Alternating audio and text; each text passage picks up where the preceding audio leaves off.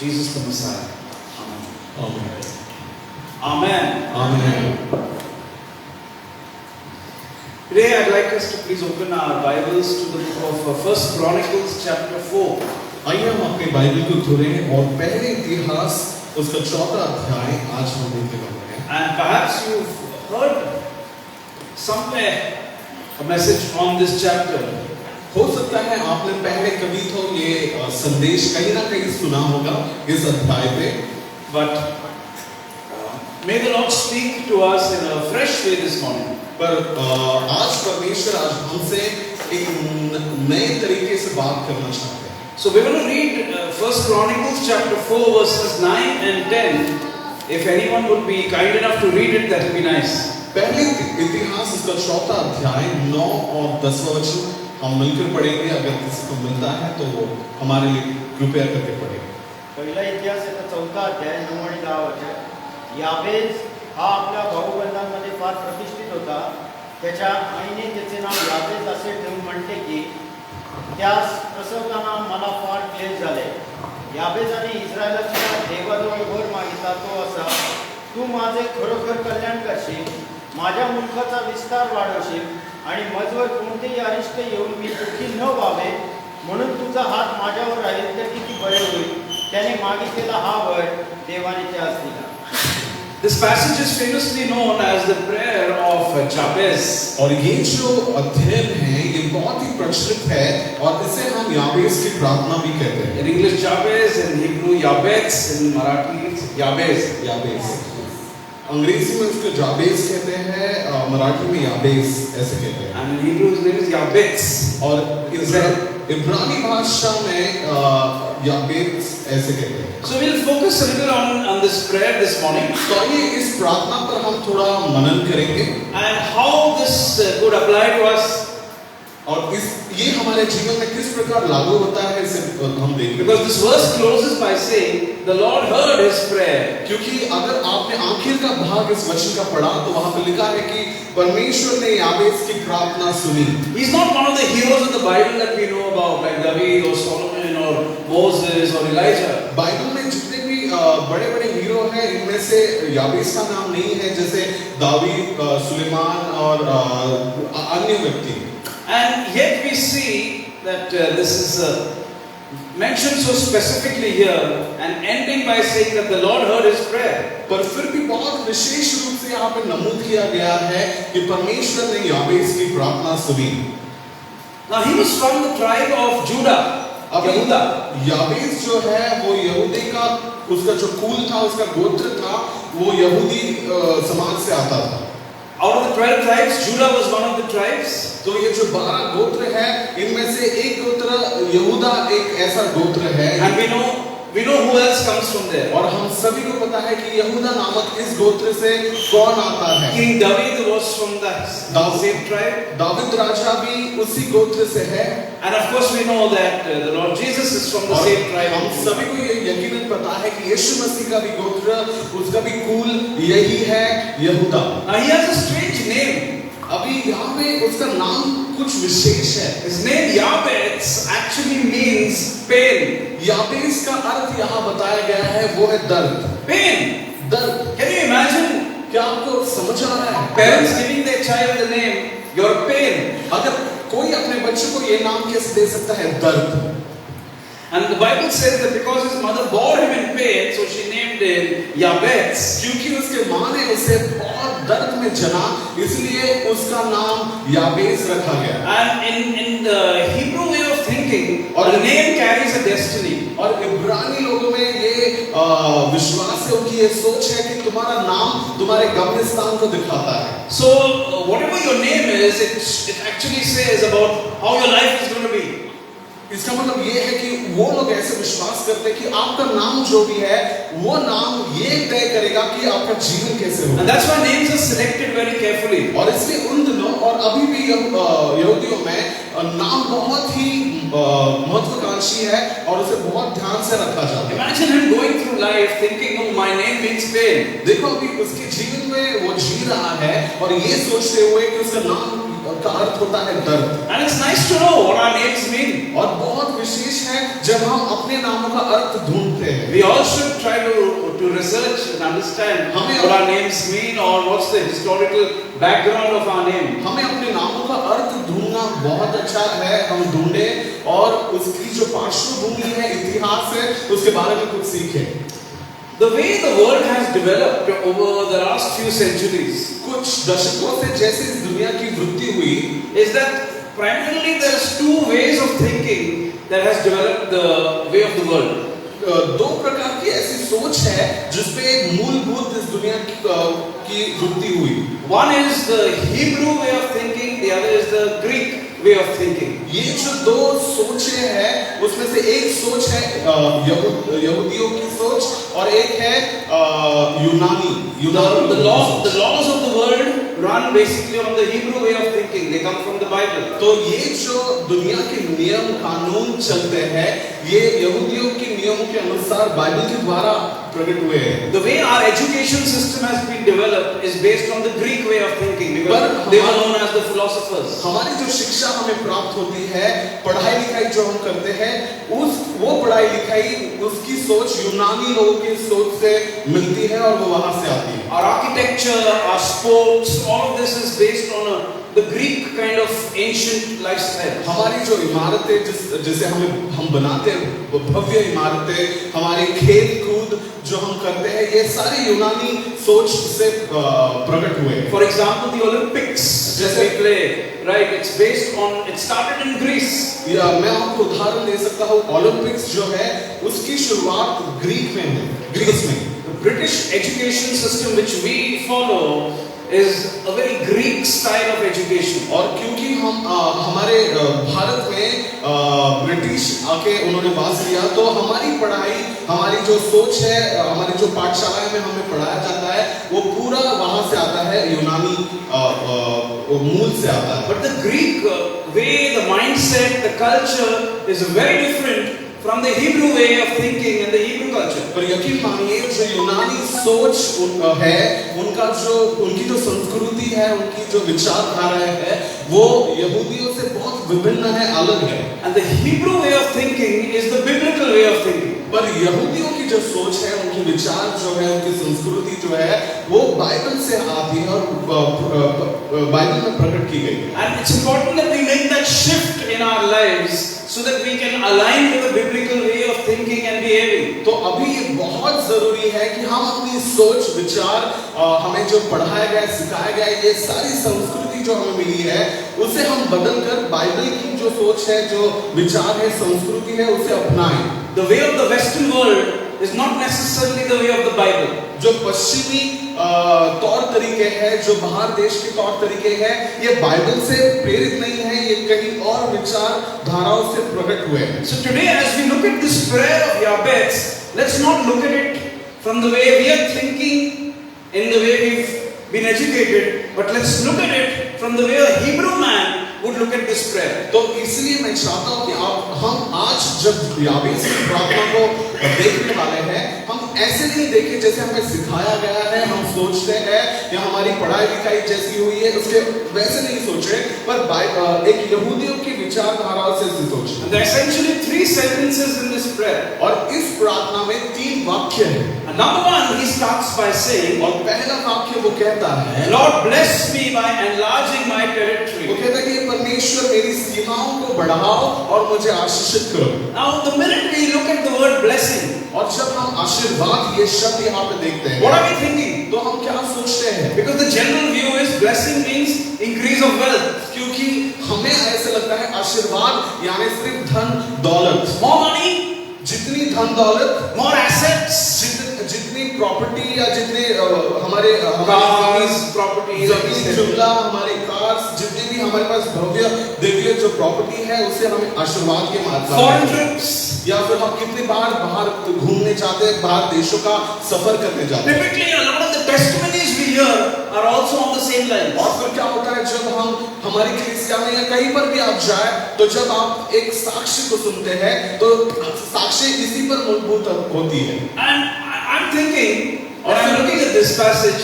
that Jabez is defining blessings in a very different way. पर जब मैं ये वचन पढ़ता हूँ, उस पर मनन करता हूँ, तो मुझे ये पता लगा कि याबेस जो है आशीर्वाद का वर्णन कुछ और करता है। You see, in a Greek way of thinking, अगर एक यूनानी सोच या विचार के द्वारा spiritual is separate and the physical world is separate. आत्मिक बातें अलग है और शारीरिक भौतिक बातें अलग है। And that is why और इसलिए in the first 300 years, पहले 300 सालों में it was very difficult for the Greek mindset to accept that God came in the flesh. ये यूनानी लोगों को बहुत ही तकलीफ हुई उनको ये समझते हुए कि परमेश्वर स्वयं इस धरती पे आए। And eventually there was a very big debate within the church. और पहले उन दिनों की कलीसिया में बहुत बड़ा घमासान हो गया। And eventually और फिर ये हुआ, it was voted literally like a 60-40 ratio that yes, God came in the flesh. Because many Christians didn't believe that because they had the Greek mind way of thinking. 60% और 40% के विभिन्न मत लोगों ने दिए और ये फिर ये तय हुआ कि हाँ परमेश्वर यीशु आए और इस जगत में उन्होंने वास किया। And that's why in 321 AD they had to issue what was called the Nicene Creed. और 321 ईसा के बाद में उन्होंने कुछ ऐसे प्रस्तुत किया, उसे हम कहते हैं। Sister would know it well. You come from a CNI background, right? CNI, I believe in God the Father, maker of heaven and earth. CNI के पृष्ठभूमि से अगर आप आते हो तो उसे मराठी में तो कहते हैं कि प्रेषिता मतंगी का। And eventually it says, I believe in Jesus Christ. He was born of the Virgin Mary. He suffered under Pontius Pilate. He died. He was crucified. He died. He was buried, and he was resurrected. They had to specify all this. जो अंगीकार हम करते हैं, जो घोषणा हम करते हैं, उसमें ऐसे बोलते हैं कि मैं परमेश्वर पे भरोसा करता हूँ, आत्मा पर भरोसा करता हूँ और ये भरोसा करता हूँ कि वो दुनिया में आए, उन्होंने तकलीफ झेली, वो मर गए और तीसरे दिन फिर से जी उठे। Because the Greek mindset was going on telling them, how can God and man be the same person? क्योंकि यूनानी लोग जो थे उनकी विचारधारा ऐसी थी कि वो सोचने लगे कि परमेश्वर और इंसान एक कैसे हो सकते हैं। So the Greeks separate physical blessings and spiritual blessings. They say it's two different realms altogether. तो ये यूनानी लोगों ने इन आशीर्वादों को भिन्नताओं में बांट दिया।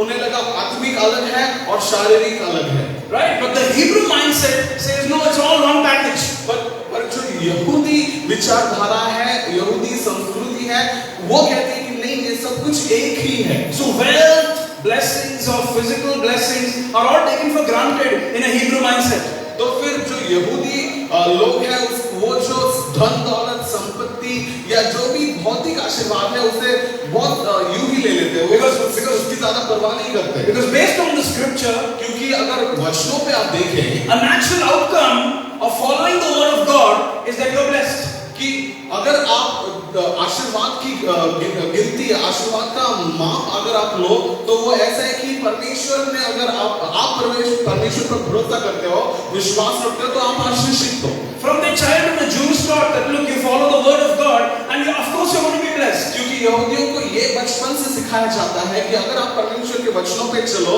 और परमेश्वर के अनुसार चलो तो आप आशीषित हो। We don't have to strive for it. We don't have to struggle for it. We don't have to keep asking God to give it. You just follow His word, and you'll be blessed. आपको सिर्फ मांगना नहीं है कि परमेश्वर मुझे आशीषित करो, ये दो वो दो, पर अगर आप परमेश्वर के राह पे चलते हो तो आप आशीषित हो। And if we look at a few scriptures in the book of Deuteronomy, और अगर आप अनुवाद के पुस्तक में देखो, chapter 7 and verse 12, व्यवस्था विवरण उसका 7वां अध्याय और 12 वचन, in fact 12, 13, 14, 15, 13, 14, 15 भी अगर आप पढ़ो, the passage starts by saying, because you have listened and you have obeyed and you have followed all of my instructions.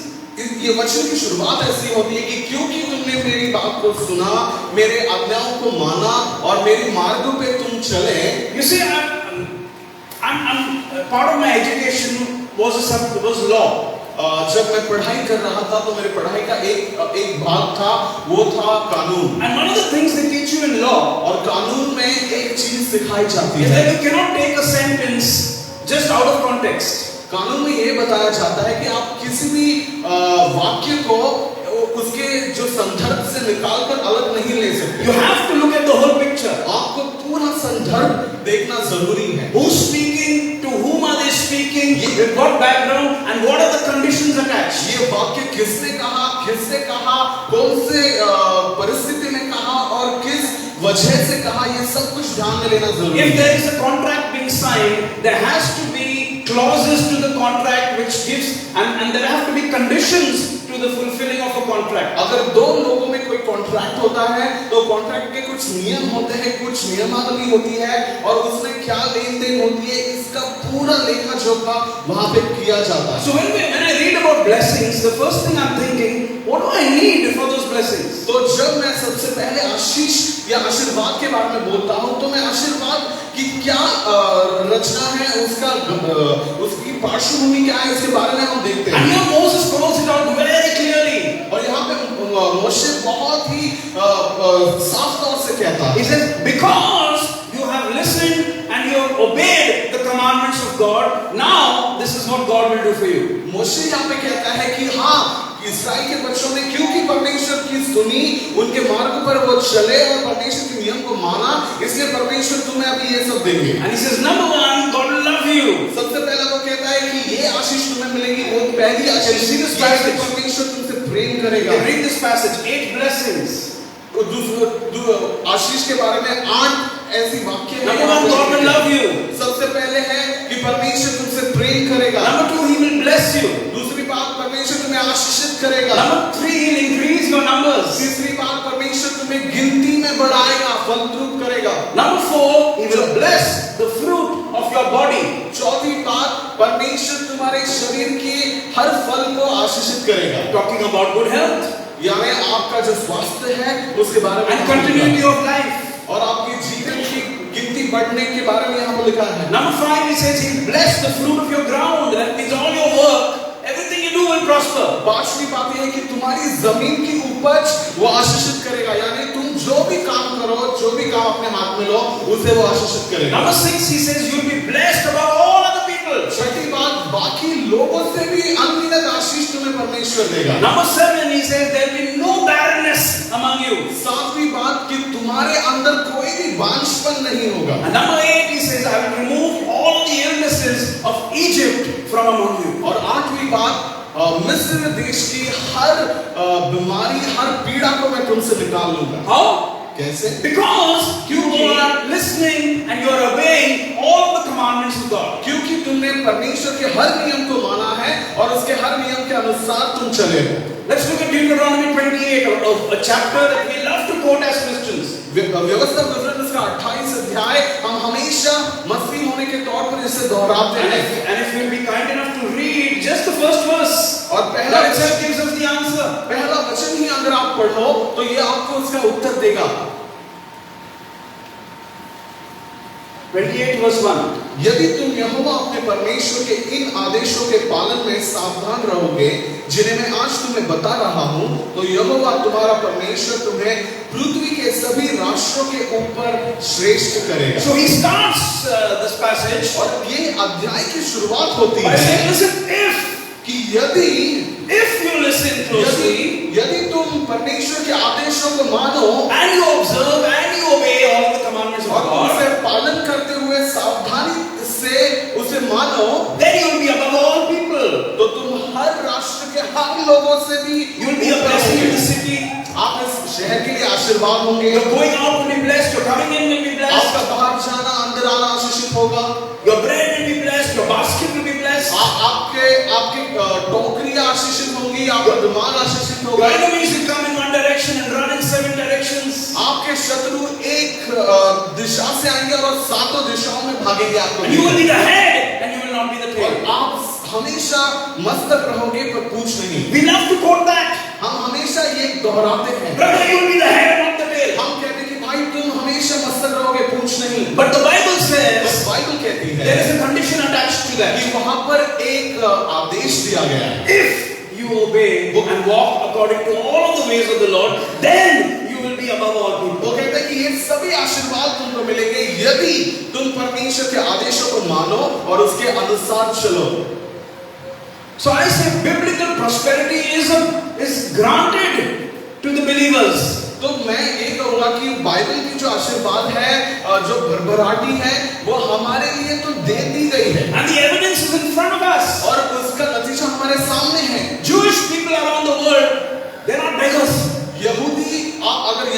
देखो तो दुनिया के किसी भी कोने में रहो कभी भीख नहीं मांगेंगे। They are always leading industrialists, leading businessmen, bankers, financiers, top positions in companies. It's always with them.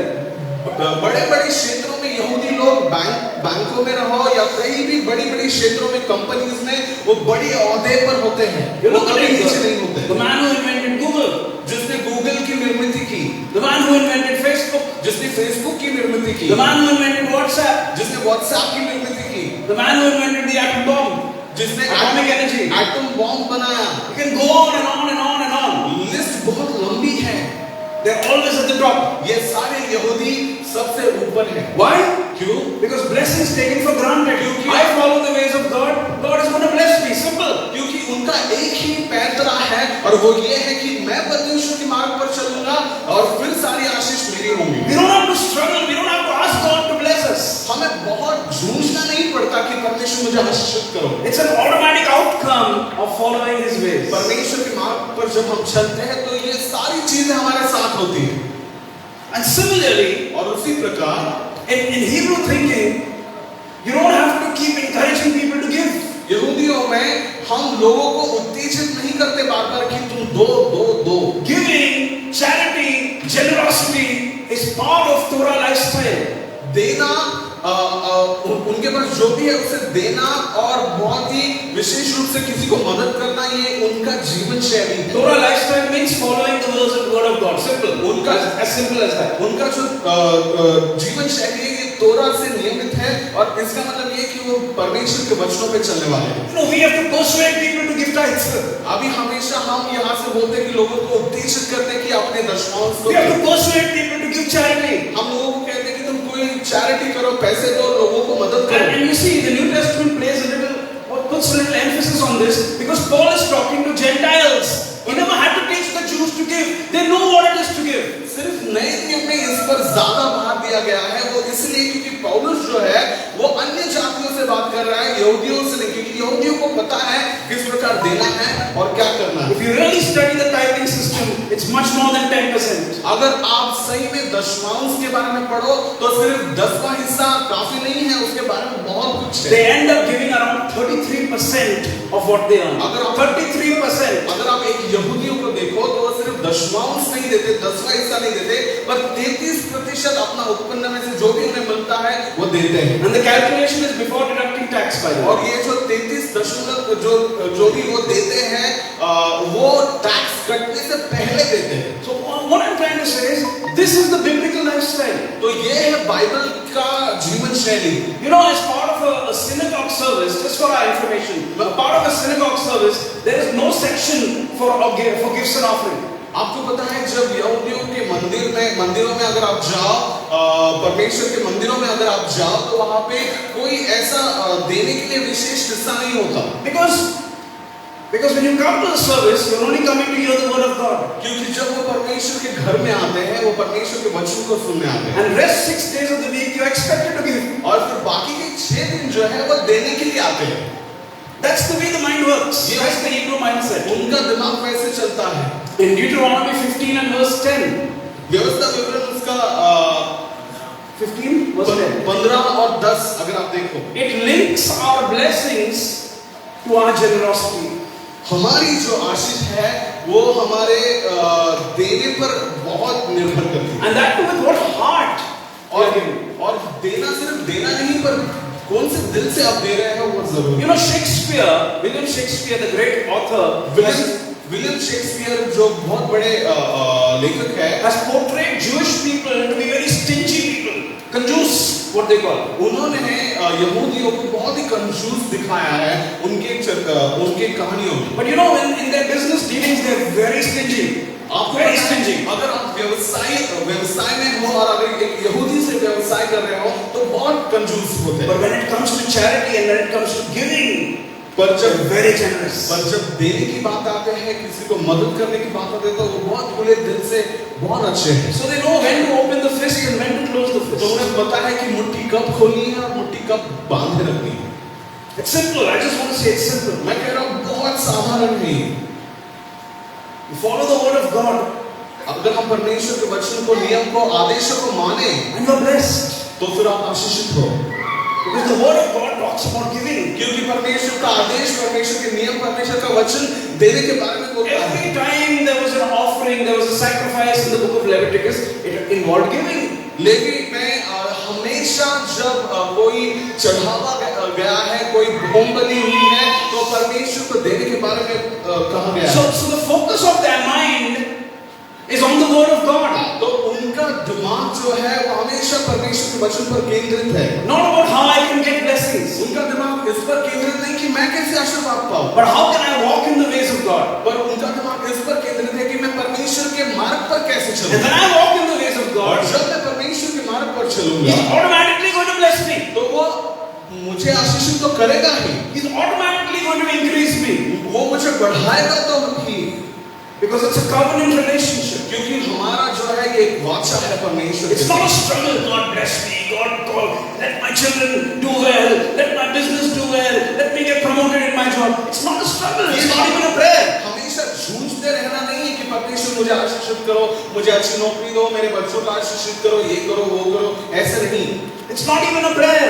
ये प्रार्थना भी नहीं है, It's simple. ये बहुत साधारण है। Follow the ways of God, कि परमेश्वर के मार्ग पर तुम चलो and God will bless you. और परमेश्वर तुम्हें आशीषित करेगा। And that is exactly what the Messiah, what Jesus Christ taught. और यही यीशु मसीह जो हमारा मसीहा है, उसने यही सिखाया। In Matthew 6:33, this is exactly what he's saying. मत्ती 6:33 में परमेश्वर यही कहते हैं। What is he saying? वो क्या कहते हैं? He says, seek first the kingdom of God and his righteousness. कि प्रथम तुम परमेश्वर के राज्य और उसकी धार्मिकता की खोज करो। So what is he saying? तो वो क्या कह रहे हैं? Follow my ways, वो कह रहे हैं कि तुम मेरे मार्ग पर walk चलो, according to my commandments, मेरे नियमों को, आदेशों को मानो live according to my culture. और मेरे संस्कृति को मानो। And when you do that, और जब तुम ये करोगे, the outcome will be उसका नतीजा ये होगा, that all these things will be added unto you. ये सारी बातें तुम्हें आशीषित करेगी। I'm not telling you an Old Testament concept which is not repeated in the New. It's absolutely emphasized and stamped by the Lord Jesus. मैं तुम्हें पुराने नियम की बातें नहीं दोहरा रहा हूँ या नहीं बता रहा हूँ,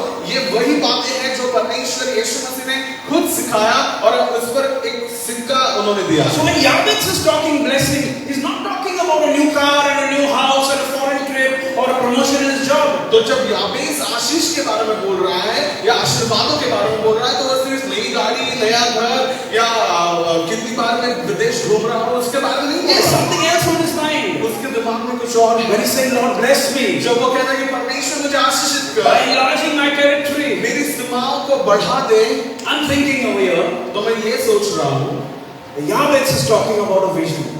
याबेस एक दृष्टांत के बारे में बोल रहा है। Yahweh has a vision in mind. याबेस के मन में एक दृष्टांत है And you can only enlarge something that's already there. और वो जब परमेश्वर से आशीषित करेगा तभी उसकी सीमाएं बढ़ेगी। And saying, Lord, you've given me so much. और वो कह रहा है कि परमेश्वर तुमने मुझे इतना दृष्टांत दिया है, I want to increase it for you. अभी मुझे उसे बढ़ाना है, I want to make it bigger. मुझे उस दृष्टांत को बड़ा करना है, Because that is the way the Hebrew mind thinks. क्योंकि यहूदियों का दिमाग ऐसे है। Lord, if you've given me so much, परमेश्वर तुमने मुझे इतना दिया, I want to make it bigger. आप में उसे बढ़ा They're दो। always thinking expansion. वो हमेशा बढ़ोतरी के बारे में They're सोचते always thinking how we can make it bigger. हैं। वो हमेशा बढ़ाने के बारे में सोचते हैं। So Yahweh, according to me, is talking about enlargement of influence. तो याबेस जो है वो यहाँ पर मेरे अनुसार उसकी सीमाओं को बढ़ाने के He बारे has a में vision in his mind. उसके दिमाग में कोई दृष्टांत He है, has a thought in his mind उसके दिमाग में एक विचार है which he wants to increase. और वो उस विचार को, उस दृष्टांत को बढ़ाना In चाहता है। Habakkuk chapter 2 and verse 2, हबाकुक उसके दूसरा अध्याय और the Lord दूसरे tells the वचन में prophet, write down the vision परमेश्वर नबी से कहता है कि तुम इस दृष्टांत को लिख लो, so that even somebody who's running can read it. ताकि जो कोई दौड़ भी रहा है ना तो उसे देखकर उसे पढ़े। It's so simple for people.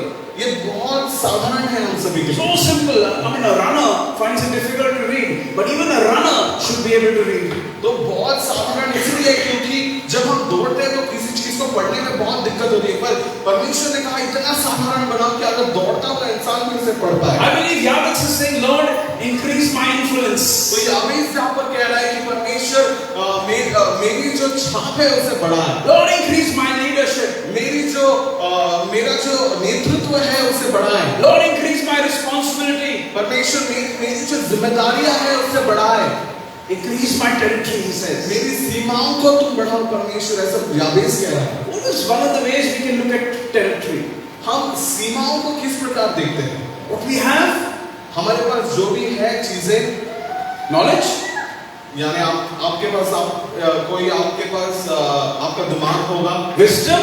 आपके पास वो ज्ञान होगा। That's one way of looking at territory. तो It's my territory, my wisdom, my knowledge, my understanding is my territory which God's given me. तो सीमाओं का अर्थ हम यहाँ पे ये भी लगा सकते हैं कि मेरा ज्ञान, मेरी वो समझ, मेरे विचार, इसे हम उन सीमाओं में बांध सकते And हैं। Yahweh is saying, Lord, increase it. पर याबेस यहाँ पे कह रहा है कि परमेश्वर मेरी सीमाओं को बढ़ाओ। And this is exactly the same mindset that Paul writes to Timothy. और ये वही विचारधारा है जिसे पौल तिमोथी को लिखता है। He says, study to show yourself excellent. वो कहता है कि पढ़ो ताकि तुम अपने आप को अच्छा साबित That you करो, would be an approved servant of God. ताकि तुम परमेश्वर से घोषित परमेश्वर के दास बनो। He's telling Timothy, come on, Timothy, increase. Don't be satisfied with what you have. Increase. Timothy अभी शांत मत बैठो, अपने ज्ञान को बढ़ाओ, पढ़ो। Stretch yourself. वो कहता है कि अपने आप को थोड़ा और खींचो। The Lord Jesus spoke a parable on the talents. यीशु मसीह ने तोड़ों के ऊपर एक दृष्टांत दिया। And he said about 3 men.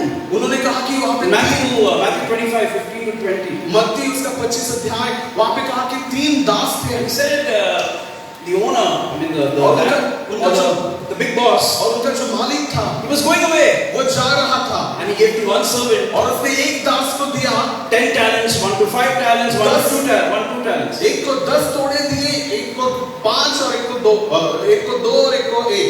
After a long time he came back. और फिर काफी समय बाद वो मालिक फिर से आया And the first person said, look master, I increased what you gave me. और पहला जो दास है उसने कहा मालिक आपने जो भी मुझे दिया मैंने उसको बहुगुणित किया और उसे बढ़ाया और उससे डबल हो गया। The Lord says, shabash, well done. और उसका मालिक कहता है शाबाश मेरे दास, I'll give you more now. मैं तुम्हें और ज्यादा दूंगा Because you've been faithful with little. क्योंकि तूने थोड़े में विश्वास को दिखाया। And the third guy comes and says, पर जो तीसरा दास आके कहता Master, मालिक look, देखो I've protected what you gave me. तुमने जो भी मुझे दिया मैंने उसे संभाल के रखा, Take it back.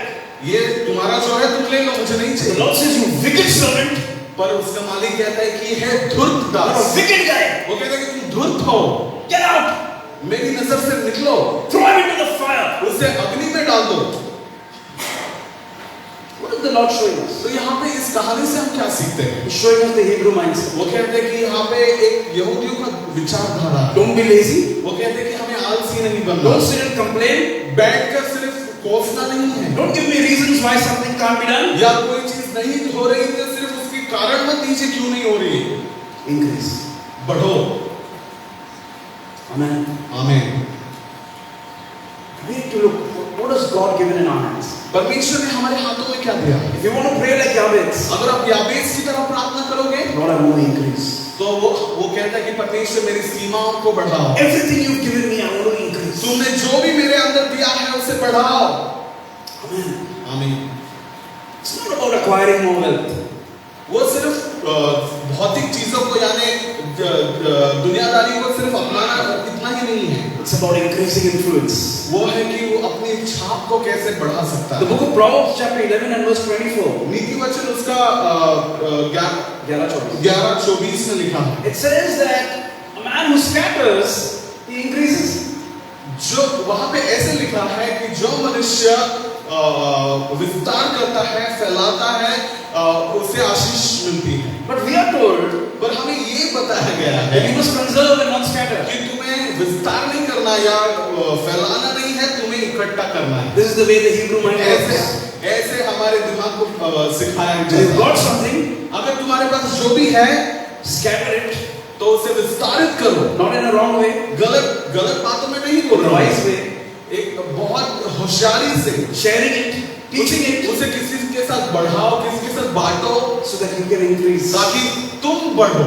Because when we give क्योंकि जब हम देते हैं with a generous heart, बहुत खुले मन से देते हैं God can give us more. तो परमेश्वर हमें बहुत ज्यादा आशीष As long देता as है। we hold on to something, पर जितना हम उसे जकड़े रखते हैं there's no scope for God to give us तो फिर more. परमेश्वर और ज्यादा कैसे भरेगा अगर आपके पास पहले से ही कुछ है। We want to wait till when I get more, then I'll give. तो हम तब तक रुकते हैं कि परमेश्वर छोड़ो। But the Hebrew, the biblical mind पर बाइबल हमें ये सिखाती है says, give what you have. कि जो भी हमारे पास है पहले हमें उसे देना है। Isn't that what John the Baptist said? यूहन्ना बपतिस्मा देने वाले ने भी यही कहा। Isn't that what the Lord Yeshua said? यीशु ने भी यही कहा। If a man sues you for your shirt, give him your coat as well. अगर एक इंसान आपको शर्ट मांगता है तो उसे शर्ट के साथ कोट भी दे दो। There is one who increases even though he scatters.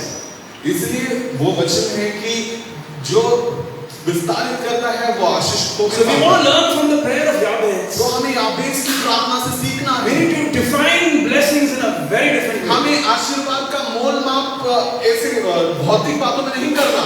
Completely shift our way of thinking. हमारे दिमाग को हमें अभी बदलना है, हमारे विचार को बदलना है। Simple. Follow the word of God completely. साधारण है, आपको बस परमेश्वर के मार्ग पर चलना है। You don't even have to ask God, He will automatically bless. आपको परमेश्वर को मांगने की भी जरूरत नहीं कि परमेश्वर मुझे ये तो आपको वो पहले से मिल जाएगा। And when we follow, we become givers. और जब हम not उनके मार्ग takers. पर चलते हैं, उनके आदेशों को मानते हैं, तो हम सिर्फ पाने वाले नहीं पर देने वाले बनते हैं। We stop going to church in order that we get something, but we start going to church in order that we can give. हम कलीसिया इसलिए नहीं चाहते कि हमें कुछ प्राप्त हो, पर हम कलीसिया इसलिए चाहते हैं क्योंकि हम कुछ दे परमेश्वर। You like it? Say amen. अगर आपको ये बात अच्छी लगे तो आमीन कहें। Amen. The next thing that Jabez prays, तो याबेस ने यहाँ पे ऐसे प्रार्थना की। he says, "May your hand be with me." वो कहता है कि हे परमेश्वर तुम्हारा हाथ मेरे ऊपर रहे। No, not मेरे ऊपर रहे, मेरे साथ रहे. मेरे साथ रहे। There is a difference. यहाँ पे अभी विभिन्न बातें हैं। He doesn't pray, "Lord, may your hand be upon me." He says, "May your hand be with me." वो ये नहीं कहता कि परमेश्वर तुम्हारा हाथ मेरे बस ऊपर रहे, पर तुम्हारा हाथ मेरे साथ See, let me रहे। explain this. मुझे ये तुम्हें सिखाना है। Okay, hand upon me हाथ ऊपर रहना यानी क्या? means God bless me. यानी परमेश्वर तुम्हें आशीष Means they. give me.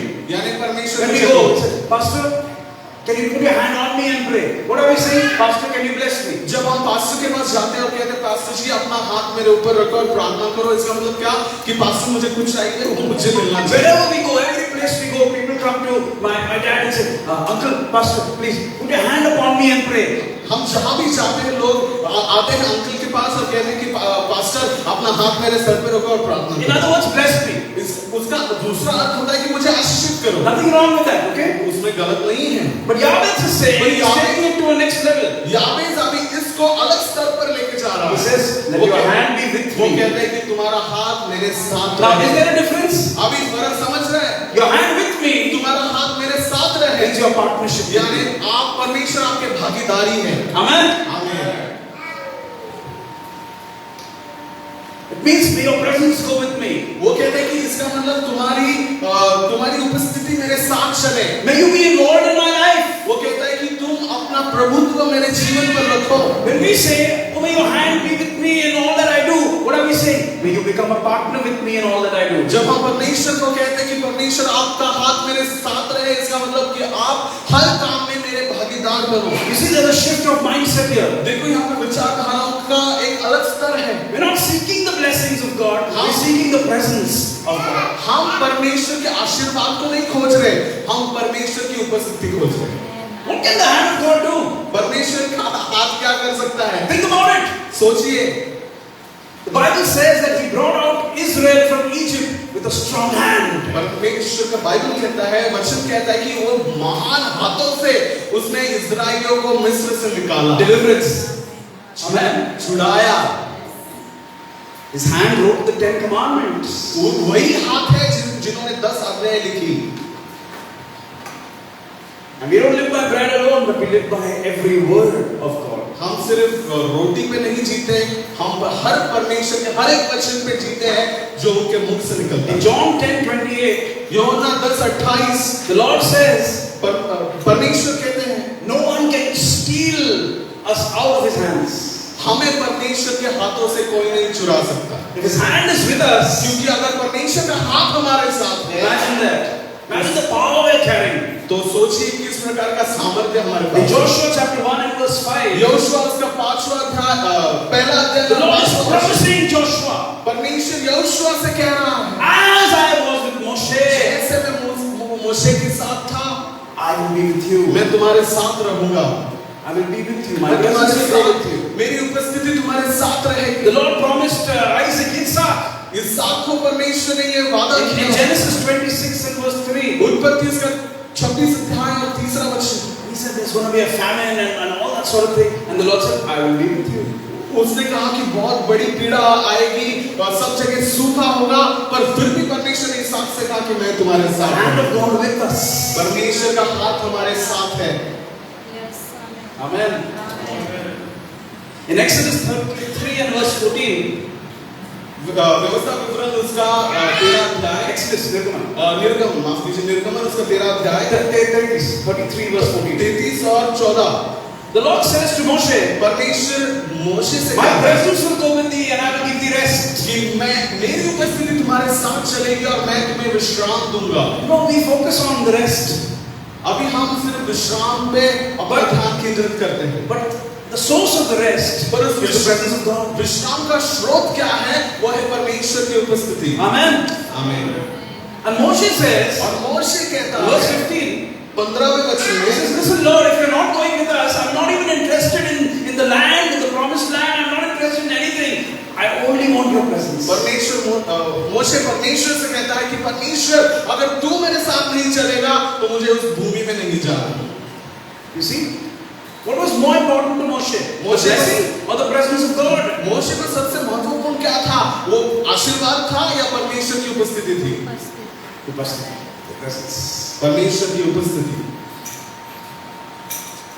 But then the presence of God needs to be respected. पर फिर वही परमेश्वर की उपस्थिति, उसका आदर करना जरूरी है।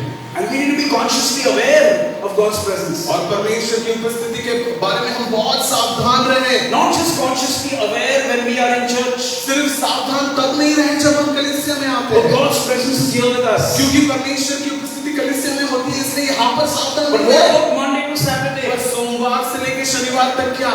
What are we doing with the presence of God? परमेश्वर की उपस्थिति के साथ हम क्या कर रहे हैं? I want to tell you something interesting. मैं आपको कोई तो बहुत मजेदार बात बताने वाला हूँ। Many years back, maybe 100, maybe thousands of years back, बहुत ही हजारों वर्ष पहले there was a young Jewish boy, एक जवान यहूदी लड़का था and he was going somewhere, or he was leaving his city and going to study somewhere. और वो अपने शहर को छोड़कर किसी अन्य शहर में जाके पढ़ाई कर And his रहा था। mother, a very godly woman, और उसकी माँ जो थी बहुत ही परमेश्वर She said, "Listen, my son." बहुत ही अच्छी स्त्री थी। God's presence is with you, don't do anything wrong.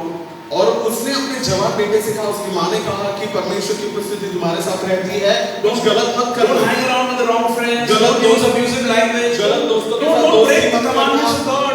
गलत शब्द का उपयोग न करना और अन्य परमेश्वर को न पूछना। And she said, I'm giving you something which will make you aware that God is above you. और मैं एक चीज तुम्हें दूंगी, उसकी माँ ने उससे कहा, और वो चीज तुम्हें याद दिलाएगी कि परमेश्वर की उपस्थिति तुम्हारे So साथ she है। stitched a small cap, और उन्होंने एक छोटी सी कैप, small round cap, एक कैप उन्होंने बनाई and she said, you need to wear this. और उन्होंने कहा कि ये कैप तुम्हें And पहनना you need to wear it at all times. और हमेशा ये कैप तुम पहने रखो, Because the minute you are wearing it, क्योंकि जब तक ये कैप तुम्हारे ऊपर है, you are proclaiming that God is above you.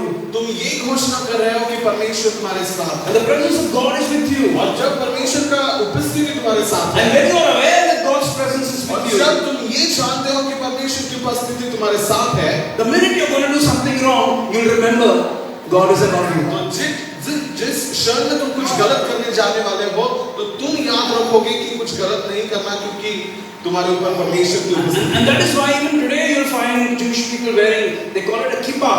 और आज भी यहूदी जो है वो किपा पहनते हैं, जो छोटी सी टोपी होती है। A skull cap, it's a kippah. वो जो छोटी सी टोपी होती है उसे किपा कहते हैं। It's to honor God. और उसका कारण एक ही है कि वो परमेश्वर को इज्जत And it's to बख्शे serve as a physical reminder that God is above me, I better not do anything wrong. और वो इसलिए है कि वो उन्हें हमेशा याद रहे कि परमेश्वर की उपस्थिति मेरे साथ है और मैं कुछ गलत नहीं कर It's सकता। honoring the presence of ये God. परमेश्वर को इज्जत देने के लिए है। In the book of Amos, आमोस में कहा गया, chapter 3 and verse 3, तीसरा अध्याय और तीसरे वचन में the Lord asked this question. परमेश्वर ने एक प्रश्न पूछा, He says, can two walk together unless they are agreed? और वो कहता है कि जब तक हम एक साथ न चले, No. Can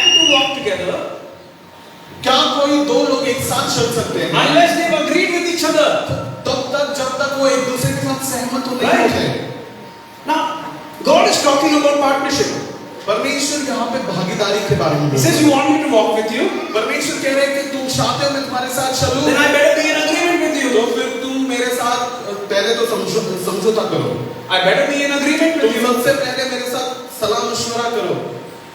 If I don't agree with you, I'm not going to walk with you. जब तक तुम मेरे साथ समझौता नहीं करोगे तब तक मैं तुम्हारे साथ नहीं चलूंगा। How do we get in agreement with तो God? हम परमेश्वर के साथ कैसे भागीदारी में रहे? By living according to His वो ways. है कि परमेश्वर के मार्ग पे चलना। See, we've taken it for granted. देखो हमने बहुत ही आसानी से ले लिया The Lord has saved us. कि परमेश्वर ने मुझे बचाया। We're saved by the grace of God. हमें परमेश्वर के अनुग्रह से बचाया गया है। Of course, हाँ, हमें बचाया गया we've है। not earned our salvation.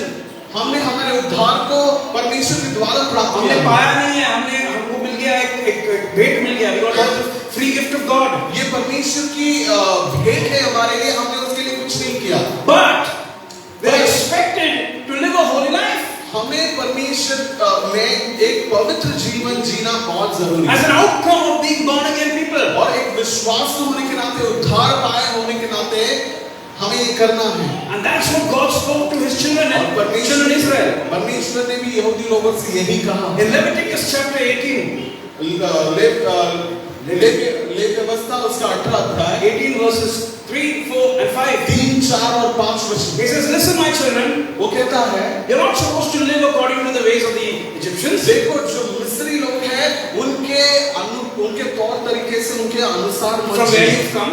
जहां से तुम निकले हो वहां के तौर तरीके वहीं पर छोड़ दो। You're not supposed to live according to the Canaanites where you're going. या फिर जहां पे तुम जा रहे हो कनान देश में, उनके तौर तरीके भी मत अपनाओ। So what do I do? तो फिर हमें क्या करना है? The Lord says, I am giving you my ways. परमेश्वर कहता है कि मैं अपने तौर तरीके तुमको दूंगा। You live according to my ways, तुम मेरे तरीकों से जियो। my culture, वो कहता है कि तुम my system. मेरे संस्कृति से जियो, मेरी हर सिस्टम के द्वारा तुम जियो। And therefore God taught them और परमेश्वर ने उन्हें सिखाया how they have to eat, कि कैसे खाना है, how they have to dress, कैसे पहनना है, how they have to conduct their business. अपने व्यवसाय कैसे करने हैं, He even told them how they have to go to war. और युद्ध पे कैसे जाना है, ये भी परमेश्वर ने And he सिखाया। said, even when you go to war, you behave in an ethical manner. और जब तुम युद्ध में जाओ तो तुम्हें किस प्रकार अनुशासित रहना है वो भी सिखाया।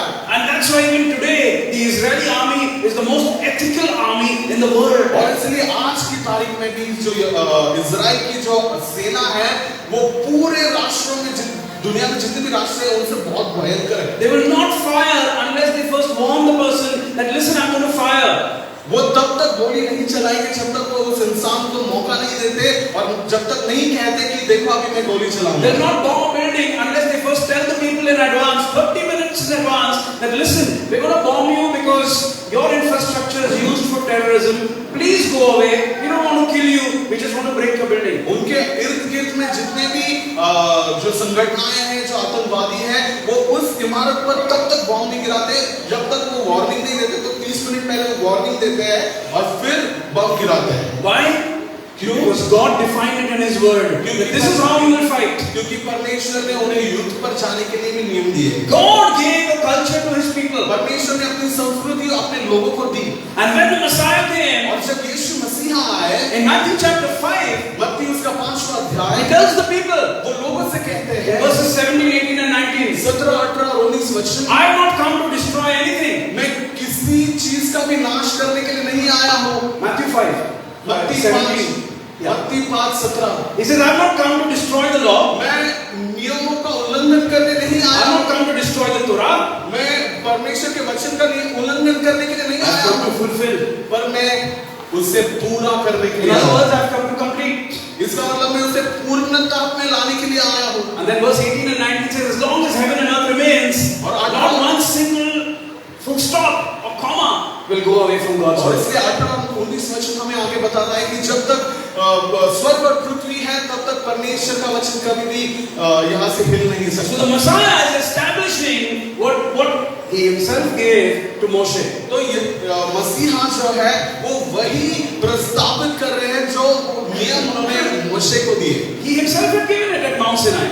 वो सिनाई पर्वत पे वही नियम थे जो परमेश्वर ने खुद मूसे को दिए। So we get into agreement with God तो फिर हम परमेश्वर के साथ भागीदार हैं when we live according to His ways. तब है जब हम परमेश्वर के अनुसार And then He says, now I can walk with you. और और तब वो हमसे कहते हैं कि अब मैं तुम्हारे साथ चलूंगा। You may have heard about families where the father will say, son, you're not living according to the family rules. Please go. आपने कुछ परिवारों को देखा होगा जहाँ पे एक पिता अपने बेटे से कहता है, देखो तुम अभी हमारे नियमों के अनुसार नहीं चल रहे हो, हमारे परिवार में तुम नहीं रह सकते, यहाँ से निकल जाओ। So the father saying, I'm not with you anymore.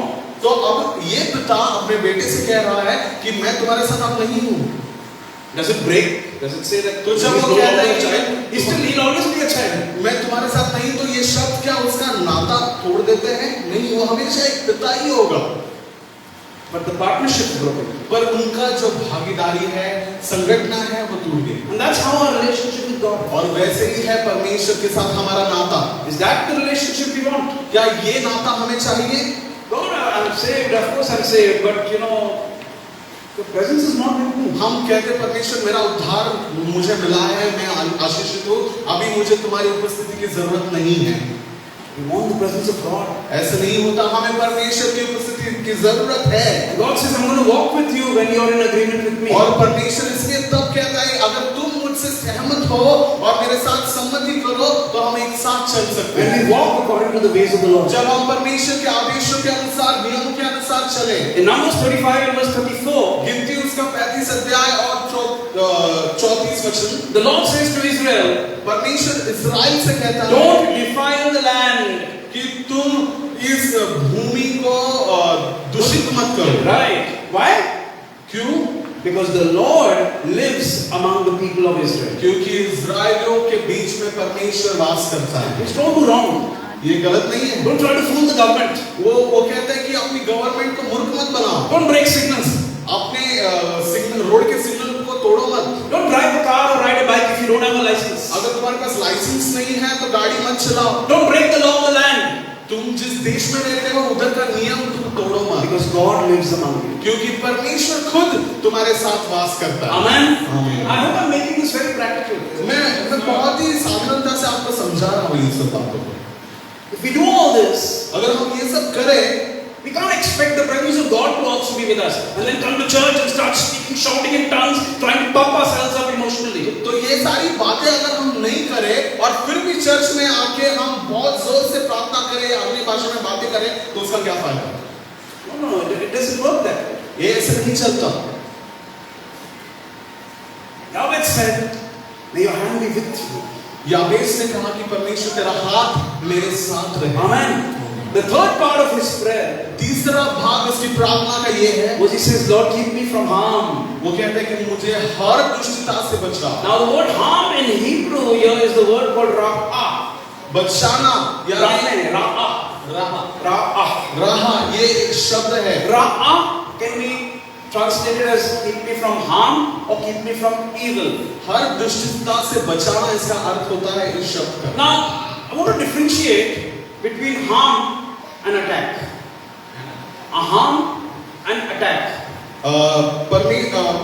अपने आप को किसी दुष्टता से बचाना और अपने आप को किसी के चोट खाने से बचाना। Right. Our minds tell us we should not be attacked. हमारा दिमाग ये हमें सिखाता है कि हमें किसी के भी दुष्टता से या किसी के भी चोट से हम बचना। Let me give you an example. मैं आपको एक उदाहरण देता हूँ। Lot of things happening in India these days. देखो भारत में बहुत सारी बातें हो रही हैं। Okay, so we say RSS is attacking, HP is attacking, this one is attacking, that one's attacking और us. हम जो क्रिस्ती हैं हम कहते हैं कि RSS हमें मार रही है, BHP मार रही है, ये संगठन है, वो संगठन है और हमें वो चोट पहुंचाने के लिए तैयार है। And we know, and we don't want to be attacked. पर हम नहीं चाहते कि वो हम पर कोई आक्रमण करे। The Hebrew mind thinks, पर इब्रानी जो यहूदी विचारधारा है, attack will come. वो कहते हैं कि नहीं, तुम तक मतलब वो त्रासदी जो है वो तुम तक पहुंचेगी। Of course attack will come. वो आएगी, तुम पर आएगी, But it will not be successful. पर वो सफल नहीं होगी, ऐसा वो कहता है। Is there a difference? यहाँ पे फर्क समझ रहे हैं? We are praying, हम ये Lord, let there not be attacks. हम ये प्रार्थना कर रहे हैं कि परमेश्वर हर दुष्टता को आप निकाल दो, कोई भी दुष्टता नहीं रहे। But Jabez is praying और याबेस ये कह रहा है that there not be harm that comes to me. कि उस दुष्टता से होने वाली हानि मुझ तक ना पहुंचे, Because he knew attacks are going to come. क्योंकि उसे पता है कि दुष्टता होगी। You know, about 8 years back, I was in the US for some office work. 8 साल पहले मैं अमेरिका में था कुछ ऑफिस के काम And I was से, with a group of believers on one of the weekends. और एक शनिवार या इतवार के दिन छुट्टी थी और मैं कुछ विश्वासु And the- भाइयों के साथ था, And the leader of the group, और उस ग्रुप का एक लीडर था, he started saying, in America, we are facing tremendous persecution. और वो जो लीडर था वो कहने लगा कि अमेरिका में हमें बहुत त्रासदी होती है, लोग हमारा बहुत छल करते हैं। And I'm sitting there shocked. What persecution in America? और मैं वहाँ पे सोच रहा हूँ अमेरिका में त्रासदी है और अमेरिका में तुम पर छल होता है। Finally, I couldn't bear it anymore. और फिर मैं तब तक रुक भी नहीं पाया, खुद को रोक नहीं I पाया। said, sorry, brother. मैंने कहा भाई माफ But कीजिए, in America, you don't even know the spelling of persecution. मैंने उनसे कहा कि माफ कीजिए पर अमेरिका में आपको त्रासदी या छल उसका शब्द भी आपको लिखने नहीं आता।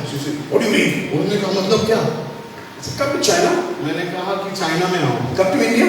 भारत में आओ, Come to the villages of North India. Bharat के उत्तरी शहरों में जाओ, Go to Saudi Arabia. या सऊदी अरेबिया में जाओ, Talk to the believers there. वहां के विश्वासियों से बात करो, You'll understand what is तो persecution. तब आपको पता लगेगा कि छल यानी क्या है। You see, attacks are coming. देखो छल आता है, दुष्टता आती है, But historically, we've seen when there have been attacks, पर when इतिहास there's persecution, the church has grown. पर इतिहास में ये देखो कि जब भी छल आया है तब कलीसिया बढ़ी है। Amen. And we are praying, Lord, let the attacks stop. और हम प्रार्थना करते हैं कि परमेश्वर ये छल रोक दो। Jabez is praying, याबेस प्रार्थना करता है, it's okay, let the attacks come. But छल no आने harm दो, should come upon me. छल होगा, छल आने दो, पर उसकी हानि मुझ तक ना हो। Amen. In Isaiah 54, यशायाह उसका 54 the अध्याय, Lord's promising to Israel. परमेश्वर इस्राएलियों से कहता He है, says, no weapon formed against you will prosper. Verse 17. कोई भी शस्त्र से तुम्हारे खिलाफ उठेगा वो कभी भी सफल नहीं होगा। That means the weapon is there. इसका मतलब क्या? शस्त्र है, The weapon will even fire, शस्त्र से गोली निकल सकती है, but it won't prosper. पर वो सफल नहीं होगी। About a month back, 1 महीने पहले Islamic Jihad was throwing rockets upon Israel. एक संगठन है जो आतंकवादी है और वो इजराइल के इर्द गिर्द है और वो वहां से बड़े बड़े रॉकेट इजराइल पे दाग रहे थे। About 500 rockets were shot into Israel in 24 hours, 24 घंटों के भीतर उन्होंने 500 रॉकेट इजराइल पे दागे, targeting men, women, children, schools, hospitals, institutions. और वो जो रॉकेट्स थे उनका टारगेट एक ही था, किसी को भी मारना, चाहे वो हॉस्पिटल हो, स्कूल्स हो, बच्चे हो, बूढ़े हो, औरत हो, कोई भी हो। What happened? पर क्या हुआ? Not one was successful. एक भी सफल नहीं हुआ, They were shot down in the air. क्योंकि वो जो रॉकेट है वो हवा में ही उन्होंने Israel shot them down in the air. उनको हवा में ही अस्त व्यस्त कर दिए। They're the only ones in the world who have this technology. आपको पता है इजराइल एक ही देश है जिसके पास एक टेक्नोलॉजी है No. जो रॉकेट को हवा में ही नहीं No weapon formed against you will prosper. कोई भी शस्त्र आपके खिलाफ उठता है वो कभी सफल नहीं होगा। Israel's fought about 13 wars in the last 70 odd years. Israel ने पिछले 70 सालों में 13 बड़ी युद्ध को झेला है। I mean successful in every one. Small little country. और छोटा सा देश है पर ये सारे 13 युद्ध में वो कभी हारे नहीं। This is the prayer. ये वो प्रार्थना है That no harm may come upon me. कि चाहे कोई भी दुष्टता हो वो उसकी हानि मुझ तक The attack will come, दुष्टता होगी but the attack will not be successful. और उसकी हानि हम तक नहीं पहुंची। Amen. Amen. And that should be our prayer. और ये हमारी प्रार्थना है Because the Lord Jesus said that before my coming there will be persecution. क्योंकि यीशु ने कहा है कि मैं आने से पहले तुम्हारा छल होगा। Let's not think it's not going to happen. ऐसे मत सोचो कि नहीं होगा, There will be persecution, there will be tribulation, there will be all sorts of trouble. छल होगा, आप पर लोगों को तकलीफें होंगी, क्लेश होगा, सब कुछ होगा। But when the Lord is with us, पर जब परमेश्वर हमारे साथ है we will be protected like Noah and family were protected protected and kept safe in the ark. तो नूह के समान जिसे उस बड़े जहाज के अंदर उसके परिवार के साथ परमेश्वर ने बंद कर दिया और सुरक्षित किया है, वैसे वो हम सभी को करे। That is the prayer of Jabez. और यही याबेस की प्रार्थना So है। let our minds shift, let our thinking shift. तो इसलिए मैं चाहता हूँ कि हमारे विचारों को हम बदलें। But another way of looking at this तो इसके पास अगर हम दूसरे मार्ग से देखो, is the other way of translating this word Ra'ah is evil. रआ इस शब्द को अगर आप अलग तरीके से इसका भाषांतरण करो तो उसका अर्थ होता है धूर्तता, Keep me from evil. दुष्टता। परमेश्वर मुझे हर दुष्टता से बता। And this is in line with the prayer that the Messiah taught us to pray. और ये जो प्रार्थना है, ये जो शब्द है, ये उसी प्रार्थना का भी शब्द है जो यीशु मसीह ने हमें How many of सिखाया। us know what we call the Our Father who art in heaven, hallowed be thy name. कितने लोगों को परमेश्वर ने सिखाई हुई प्रार्थना पता है? Let me see. Yes, yeah. आप देखा।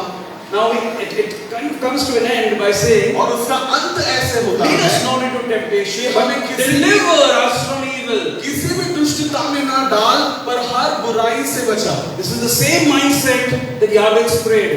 Keep me from evil, keep me from harm. और यही वो प्रार्थना है जो याबेस ने भी की कि हर बुराई से, हर दुष्टता से परमेश्वर मुझे बचा। It's exactly the same thing. ये वही है Keep me from the evil one. कि हर दुष्टता से परमेश्वर मुझे But बचा। another way to look at it अगर आप उसको दूसरी तरीके से देखो, is keep me from being evil. उसे दूसरी तरीके से हम ये कह सकते हैं कि परमेश्वर मुझे मेरे अंदर के हर दुष्टता से दूर रख। Lead us not into temptation, but deliver us from being evil people. मुझे किसी भी परीक्षा में या मोह में मत डाल, ऐसे हम परमेश्वर से कहते हैं। And deliver me from being evil in my lifestyle, in my ways. मेरे जीवन के हर दुष्टता से मुझे तू खुद बचा। The Jewish rabbis place a very high emphasis on gossip. देखो यहूदियों में जो रब्बाई होते हैं, जो शिक्षक होते हैं, वो हमें ये बताते हैं Okay, that we shouldn't gossip. कि हमें किसी के बारे में कुड़कुड़ाहट नहीं What they करना। say वो कहते हैं is the next level in levels of sin. After murder, the next bad thing you can do is to gossip against और someone. उनका ये विश्वास, उनका ये मानना है कि किसी का खून करने के बाद सबसे बड़ा पाप कौन सा है कि आप किसी के बारे में कुछ कुड़कुड़ा रहे हो। We normally think, okay, after murder is probably theft. हमें लगता है कि नहीं, पहला खून होगा, उसके बाद चोरी होगी या कुछ अलग पाप होगा। What they're saying is after murder, the next worst thing you can do is to slander somebody because it's as good as murdering that person. क्योंकि उनका मानना ऐसा है कि खून के बाद सबसे बड़ा पाप आप किसी के बारे में गलत बोल रहे हो या कुड़कुड़ा रहे हो, क्योंकि वो खून करने के समान ही है। When you spread a negative report about somebody, और आप किसी के बारे में गलत बातें फैला रहे हो आपकी जुबान से, ये गलत है। when we expose somebody's weakness to other people, जब हम किसी की कमजोरी किसी के सामने बताते हैं तो ये गलत है। when we love to get into these tea conversations and talk against this family and that home and that pastor and this individual, और सबसे गलत ये है कि हम बैठकर निंदा करते हैं कि किसी पास्टर के बारे में, किसी कलीसिया के बारे में या कलीसिया के किसी अन्य व्यक्ति के बारे में। we are becoming kind of, we are partaking with evil. तो हम बैठकर भागीदारी कर रहे हैं दुष्टता से। And the Lord taught us to pray, और परमेश्वर ने हमें ये सिखाया है, Lord, deliver us from that evil. You know, we all have that inclination. But the Lord is saying, deliver me from that evil inclination. और परमेश्वर यही बोल रहे हैं कि किसी दुष्टता से, जो ये दुष्टता मेरे अंदर है, इससे मुझे तू बचा। Amen.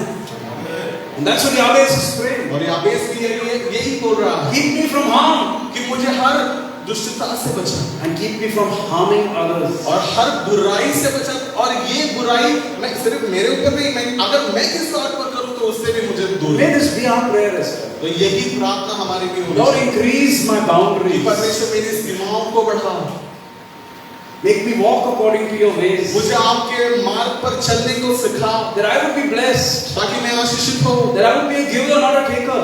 आशीषित इसलिए नहीं कि मैं सिर्फ आपसे पाऊं, पर आशीषित इसलिए कि मैं देना भी जानूं। That your presence would be with me. आपकी उपस्थिति मेरे साथ रहे सदैव। And in this evil world, you will keep me away from और harm. इस बुरी दुनिया में, दुष्ट दुनिया में आप मुझे हर बुराई से, हर दुष्टता से आप मुझे बचाएं। The thief comes to steal, to kill, and to destroy. याद रखिए, क्योंकि चोर जब आता है वो सिर्फ घात, नाश और खून करने के लिए आता He है। will keep coming. वो आते रहेगा। He will keep roaming around like a roaring lion. वो चोर उस गरजने वाले सिंह के समान यहाँ वहाँ भटकेगा। The attacks will keep coming. आपके ऊपर वो क्लेश आते रहेंगे। If we are walking in the ways of the Lord, the attacks will have to come. Otherwise not walking in the ways of the अगर Lord. आप परमेश्वर के मार्ग पर चल रहे हो ना तो आप पर आक्रमण होगा। अगर नहीं हो रहा है तो मानो कि आप परमेश्वर के मार्ग पर नहीं चल रहे। But it will not be successful. पर फिर भी वो आक्रमण, वो बुराई, वो दुष्टता आप तक नहीं It will पहुंचेगी। not break us. वो हमें नहीं तोड़ेगी। Amen. आमीन।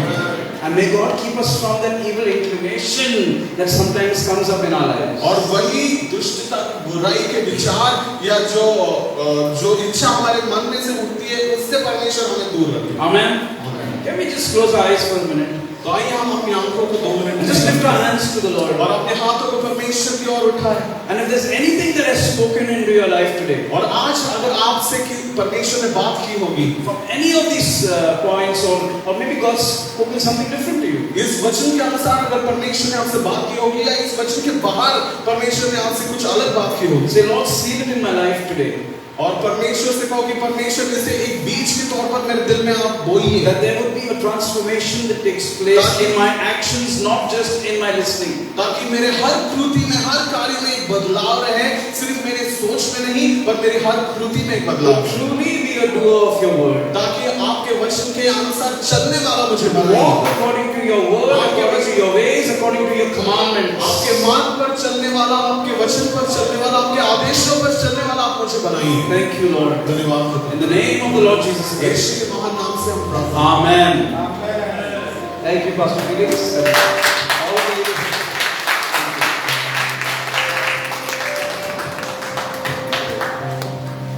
And let's all put our hands towards our pastor.